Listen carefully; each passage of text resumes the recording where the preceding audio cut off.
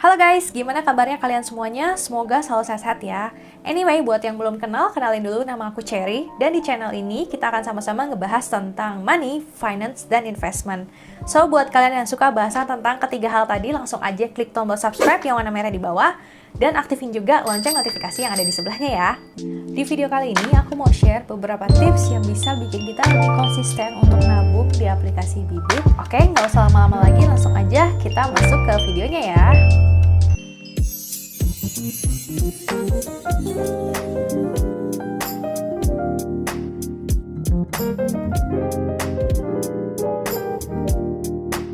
Anyway, mungkin ada dari kalian yang belum tahu sama sekali tentang apa itu aplikasi Bibit atau apa itu reksadana. Kalian bisa nonton dulu di playlist Bibit yang ini nih guys. Aku jelasin lengkap tentang aplikasi Bibit, dan nanti kalau misalnya udah ngerti tentang Bibit, baru balik lagi ke video yang ini ya.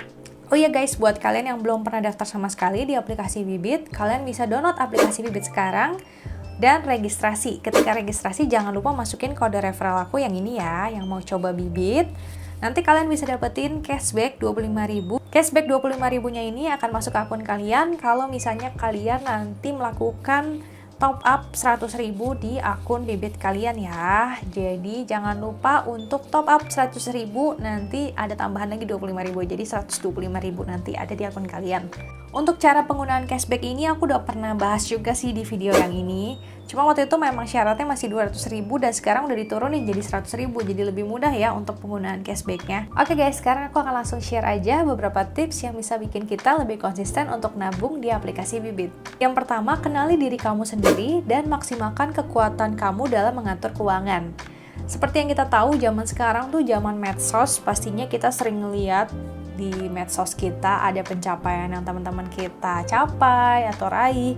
Terus kita kadang suka ngerasa insecure. Padahal kita tuh nggak perlu ngerasa insecure karena setiap orang pastinya punya kelebihan, kekuatan, dan tujuan masing-masing. Tujuan yang mau kita capai pastinya bisa berbeda dengan tujuan yang mau orang lain capai. Jadi nggak perlu ngerasa insecure karena tujuan kita pastinya beda dengan tujuan orang lain. Dan yang paling tahu gimana cara untuk bahagia adalah diri kamu sendiri. Jadi untuk memaksimalkan keuangan, kita bisa milih nih antara mau ngurangin pengeluaran atau mau nambah pemasukan. Seperti yang kita ketahui guys, untuk mengurangi pengeluaran pastinya ada batas tertentu yang udah minimum banget, kita udah nggak bisa kurangin lagi nih di bawah itu untuk pengeluaran kita.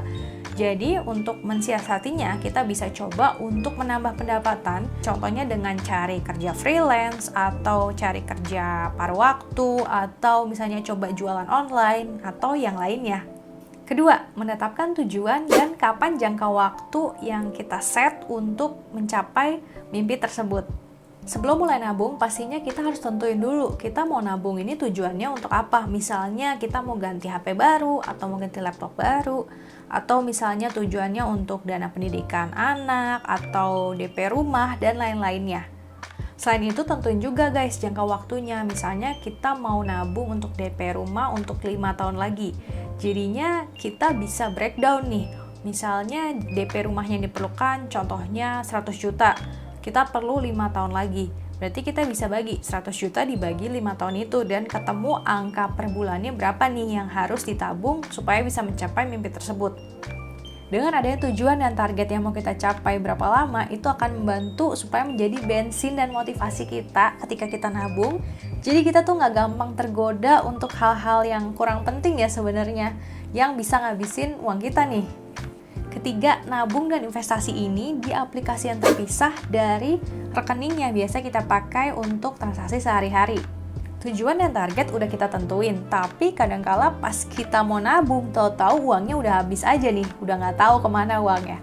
Nah, biar nggak kejadian kayak gitu guys, kalau aku saranin ke kalian, pokoknya pas kalian dapat pendapatan ataupun gaji, itu kalian langsung sisihkan di awal ya. Jadi kalian langsung ambil, misalnya kalian target mau nabung 20% dari pendapatan kalian. Ya udah begitu dapat segini amount-nya, pokoknya langsung tarik 20%-nya itu, langsung pindahin ke tempat atau aplikasi yang memang kalian pakai untuk nabung. Nah, kalau aku biasanya nyisihkannya ini langsung ditaruh di aplikasi Bibit guys. Jadi aku pasti pisahin ya untuk nabung di aplikasi Bibit. Kalau untuk yang transaksi sehari-hari kayak untuk transport, untuk makan, nggak apa-apa deh, tetap di rekening aja. Karena kan itu memang nantinya untuk transaksi sehari-hari ya. Kenapa aku saranin untuk pisahin? Karena kalau misalnya nggak dipisahin, itu kan nanti jadi satu semua. Tahu-tahu ya nggak kerasa, kita udah pakai buat makan, buat jalan-jalan, buat yang lain-lain. Tahu-tahu habis aja uangnya, terus malah nggak ada tabungan sama sekali, gara-gara kepake terus. Makanya lebih baik dari awal disisihkan di awal dan langsung dimasukkan ke aplikasi Bibit. Nah, kenapa aku saranin aplikasi Bibit? Di aplikasi Bibit ini juga ada fitur yang bisa ngebantu kita supaya kita nggak kelupaan buat nabung rutin. Namanya ada fitur nabung rutin ya. Dan fitur nabung rutin ini bisa di-set untuk auto debit dari Bank Jago ataupun dari GoPay. Gampang banget sih guys untuk set jadwal nabung rutin ini, dan kalian pastinya nggak bakal lupa karena memang udah otomatis kedebet ya dari GoPay kalian atau dari Bank Jago kalian. Nih aku tunjukin caranya di sebelah sini ya. Jadi di sini kalian bisa set guys mau berapa yang kalian tabung tiap bulannya untuk nominalnya, dan kalian mau setnya ini di tanggal berapa. Misalnya kalian gajian tiap tanggal 25 ya. Jadi kalian set aja misalnya tanggal 25 tiap bulannya kalian misalnya langsung didebet misalnya nominalnya segini.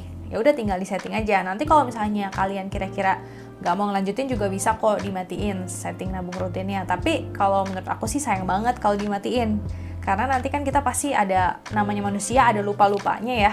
Tapi kalau misalnya kita pakai auto debit kayak gini kan enak, jadi nggak bakal lupa sama sekali nih. Intinya guys, untuk investasi dan dapat hasil yang maksimal itu pastinya diperlukan kesabaran dan konsistensi ketika kalian nabung ya. Saran aku, kalian kalau misalnya mau lihat hasil investasi itu untuk long term. Jadi untuk 5-10 tahun lagi, jangan lihat yang per bulan. Kalau per bulan tuh kan pasti ya turun naiknya juga baru sedikit-sedikit ya pasti ya. Belum yang 5-10 tahun lagi tuh baru kerasa guys, biasanya kalau namanya investasi. Kalau kalian punya tips apa nih guys buat konsisten nabung di Bibit? Coba yuk tulis di kolom komen di bawah ya. Dan jangan lupa juga buat subscribe, like, komen, dan share video ini ke teman-teman kalian semuanya ya. Oke, thank you buat kalian udah nonton video ini dari awal sampai habis. Kita ketemu lagi di video selanjutnya ya. See you guys!